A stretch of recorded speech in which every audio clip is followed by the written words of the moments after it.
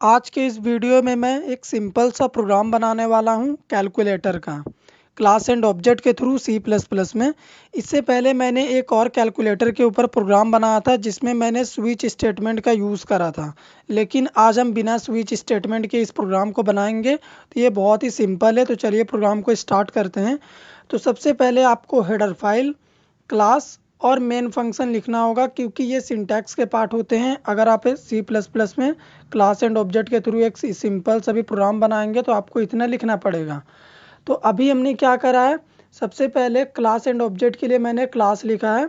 Class एक keyword है जिसे हम क्लास को डिक्लेयर करने के लिए लिखते हैं। उसके बाद हमें क्लास का एक नेम लेना होगा आइडेंटिफिकेशन के लिए, तो मैं ले लेता हूँ ए।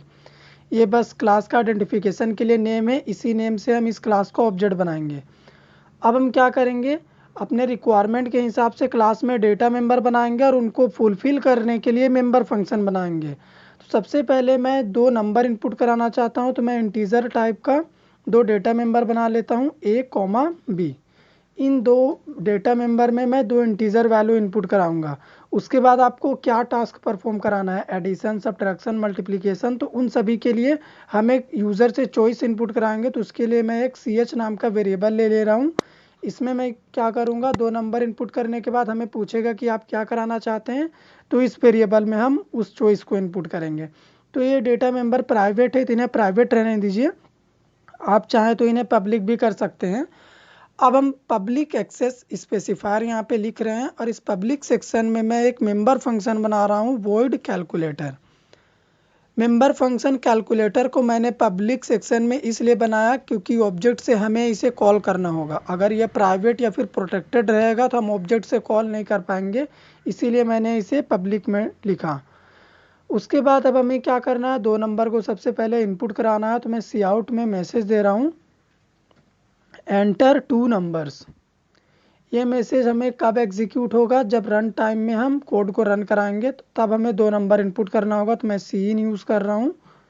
यहाँ पे ए और बी को मैंने इनपुट करा लिया। अब दो नंबर इनपुट होने के बाद हमें क्या परफॉर्म कराना है, एडिशन, सब्ट्रैक्शन या फिर मल्टीप्लिकेशन या डिवीजन, तो उसके लिए हमें एक चॉइस इनपुट करना होगा। तो मैं सी आउट में लिख रहा हूँ, enter choice to perform task. तो यहाँ पे डबल कोट्स में आप टाइप कर दीजिए, जो भी ऑपरेशन आप परफॉर्म कराना चाहते हैं उसके लिए एक चॉइस इनपुट करना होगा। तो मैं सी इन में क्या कर रहा हूँ, ch नाम के डेटा मेंबर को इनपुट ले रहा हूँ। ये क्या करेगा, हमें जो भी टास्क परफॉर्म कराना होगा उसके लिए हम यहाँ पे इनपुट डालेंगे ch में।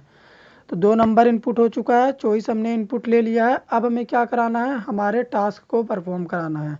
तो इस कैलकुलेटर को बनाने के लिए मैं आज इफ स्टेटमेंट का यूज़ कर रहा हूँ। इससे पहले मैंने स्विच स्टेटमेंट यूज़ करा था, लेकिन आज हम इफ स्टेटमेंट के थ्रू इसे बनाएंगे। तो ये बड़ा ही आसान है, आप बस एक कंडीशन पुट करिए।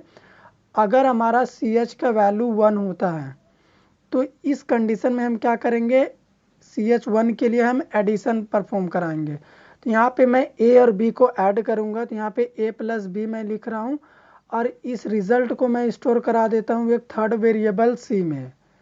अगर आप चाहें तो डायरेक्ट